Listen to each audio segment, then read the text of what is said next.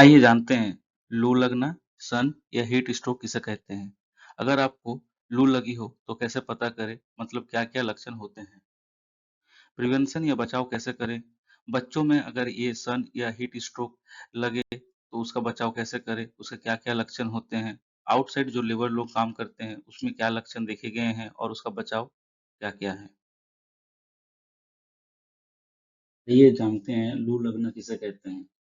ये बता दें कि लू लगना वो स्थिति है जो शरीर में गर्मी और बढ़ते तापमान की वजह से उत्पन्न होती है।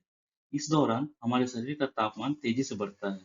बाहरी तापमान और गर्म हवा की वजह से शरीर ठंडा नहीं हो पाता और शरीर का तापमान 104 डिग्री फ़ारेनहाइट या उससे ज़्यादा भी हो जाता है। इसके कारण तापमान बढ़ने की वजह से गर्म हवाओं की वजह से तो लू लगती है, लेकिन इसके कई अन्य कारण भी होते हैं, जैसे चिलचिलाती धूप में निकलना, खासकर दोपहर 11 से 3 बजे, शरीर में पानी की कमी, एयर फ्लो का अभाव यानी गर्म वो ऐसी जगहों पर काम करना जहां हवा कम हो और भीषण आग के निकट रहना आदि। सन स्ट्रोक एवं हीट स्ट्रोक। अभी जानते हैं हीट स्ट्रोक के बारे में। हीट स्ट्रोक सन स्ट्रोक से अलग होता है क्योंकि यह शरीर का हेमोस्टेसिस प्रक्रिया को प्रभावित करता है और अक्सर घातक होता है। हीट स्ट्रोक सूरज के सीधा संपर्क में आए बिना भी हो सकता है, खासकर अगर तापमान असामान्य रूप से अधिक हो तो।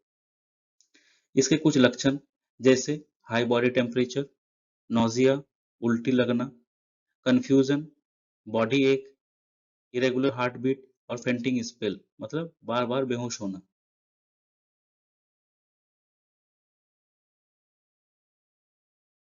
आप जानते हैं सन स्ट्रोक के बारे में। ये खास तौर पर मस्तिष्क पर सूर्य का अत्यधिक गर्मी का प्रभाव है। इसीलिए सनस्ट्रोक का अर्थ सूर्य की गर्मी के आघात या हमले के रूप में लगाया जाता है, जो मस्तिष्क को प्रभावित करता है।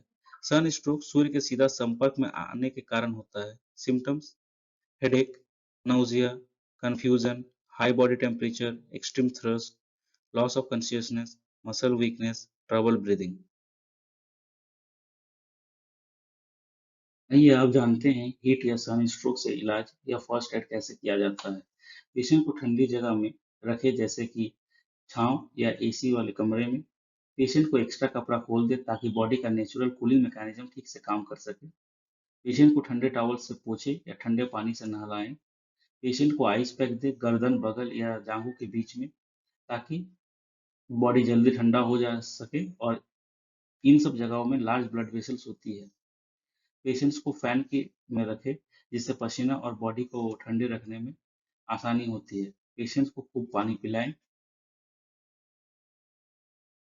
शिशुओं को हीट स्ट्रोक से कैसे बचाया जा सकता है।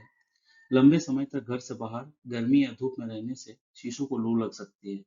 यदि शिशु के शरीर में पानी की कमी, जैसे डिहाइड्रेशन या उससे बहुत सारे गर्म कपड़े पहने हो या फिर जरूरत से ज्यादा कंबल ओढ़े हो, तो भी हीट स्ट्रोक का खतरा रहता है। हीट स्ट्रोक बहुत जल्दी हो सकता है। उदाहरण के तौर पे यदि आप शिशु को गर्मी में खड़ी हुई कार में बिना एसी चलाए छोड़ते हैं, तो भी कुछ मिनटों में हीट स्ट्रोक हो सकता है।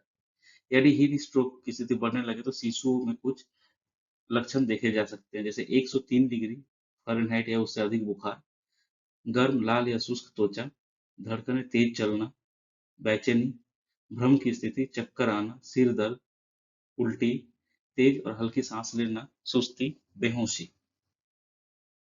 शिशुओं में हीट स्ट्रोक से कैसे बचाया जा सकता है। माँ का दूध पिलाएं, समय समय पे ओआरएस का घोल दें, बच्चों को पंखे या एसी वाले कमरे में रखें।